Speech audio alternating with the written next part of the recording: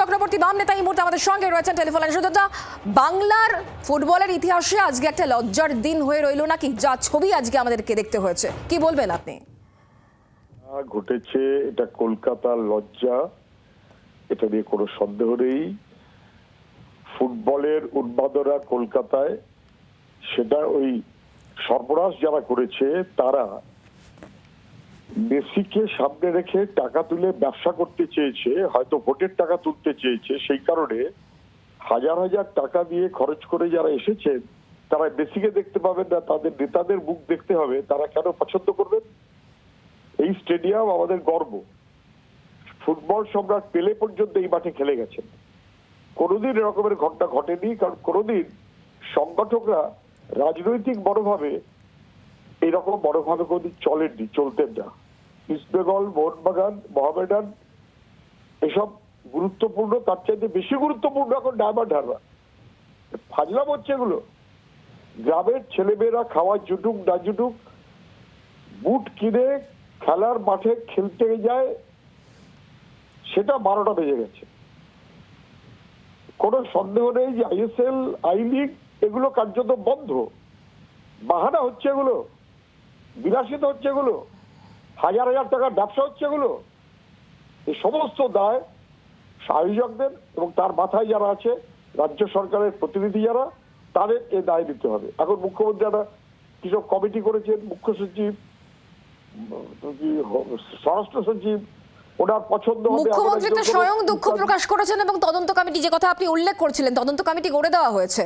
না না না, ওটা কোনো তদন্ত কমিটি, ওটা যে মুখ্যমন্ত্রীর কমিটি।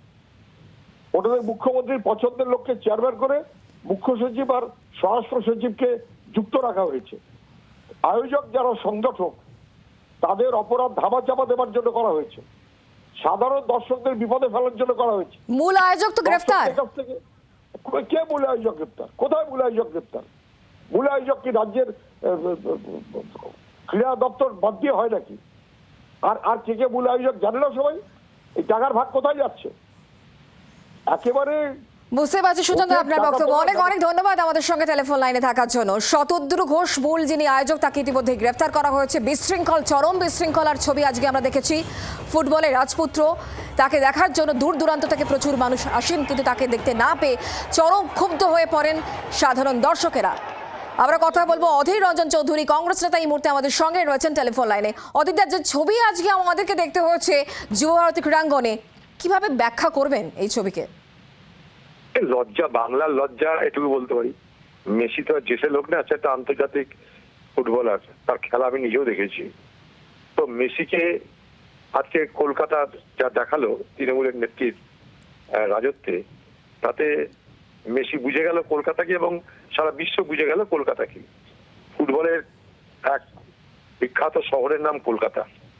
যখন বিশ্বের ফুটবল প্রতিযোগিতা হয়, কলকাতা সেখানে জেগে থাকে। তাই কলকাতা মানে হচ্ছে ফুটবল প্রেমীদের শহর। সেইখানে শুধুমাত্র তৃণমূলের নেতা নেত্রীদের ভজনা করতে গিয়ে, তাদের খাতিরদারি করতে গিয়ে, তাদের ভালো লাগা না লাগার জন্য আজকে হাজার হাজার টাকা দিয়ে টিকিট কেটে মানুষ তাদের সেই উপভোগ করতে পারলো না, খেলা উপভোগ করতে পারলো না, মেসির পায়ের জাদু উপভোগ করতে পারলো না।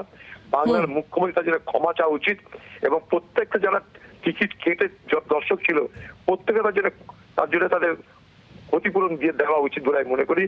এবং এই মেসির এই ঘটনা দেখে আগামী দিনে বিশ্বের তাবড় প্লেয়াররা, বড় বড় প্লেয়াররা, তারা কিন্তু কলকাতামুখী হবে বলে আমার মনে হয় না। এটা বাংলার 12টা বাজালেও আমাদের রাজ্যের ভাবমূর্তির 12টা বাজালেও। বুঝতে পারছি অধীরদা, অনেক অনেক ধন্যবাদ আমাদের সঙ্গে টেলিফোন লাইনে থাকার জন্য। বাংলার আওয়াজ, বাঙালির আবেগ, জি 24 ঘন্টা।